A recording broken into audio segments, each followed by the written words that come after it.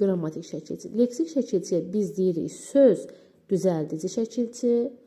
Qrammatik şəkilçiyə deyirik söz düzəldici. Söz dəyişdirici şəkilçi. Söz dəyişdirici. Söz dəyişdirmək nə deməkdir? Söz dəyişdirmək o deməkdir ki, məsələn, belə deyək də, bu dalğadır. Dəniz nəzərdə tutun. Bu dənizdir. Əgər mən tutalım ki, 2 dənə dəniz nəzərdə tuturamsa, burada mən nə yazıram? Dənizlər. Dənizlər. Amma nəhayətində istər bu nədir? Dənizdir. Sadəcə onların sayının 2 olduğundan söhbət gedir. Və yaxud mən yazıram ki, dənizdə. Söhbət nədən gedir? Dənizdə. Və yaxud yazıram ki, mənim dənizim. Yenə söhbət nədən gedir? Dənizimdən. Yəni sözlərin hamısında burada dəniz sözünün müxtəlif formalarını görürük.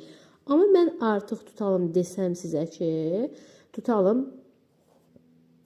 belə bir dənə adam çəksəm və yazsam ki, dənizçi. Bax, burada verdiyim bu dənizin bu insanla bir əlaqəsi varmı? Xeyr. Artıq dəniz sözündən biz nə yaratmışıq? Dənizçi sözü. Deməli, çı-çı-çuzu şəkilçi burada leksikdir. Leksikdirsə əgər o nədir? Söz düzəldir. Amma bir sözün müxtəlif formalar deyəndə məhz burada qeyd etdiyimiz şəkilçiləri nəzərdə tutduq. Ümumiyyətlə bir sözün qrammatik şəkilçilərlə formasının dəyişməsində diqqət etmək lazımdır ki, biz tanıyaq qrammatik şəkilçiləri. Qrammatik şəkilçilər hansılardır? Bunlar isimdə və feildə ayrı-ayrı olaraq qruplaşır. Yəni onları bir dəfə öyrənib yadda saxlamaq asandır. Mən hər zaman sinifdə şagirdlərimə də demişəm. Sizə də yenə deyim. İndi şagirdlərim yəqin baxacaq, onlar üçün də təkrar olacaq. Kitablarımızdandır. Bu sözü yadda saxlamaq olar. Sözün kökü nədir? Kitab. Sonraki şəkilçi larlər.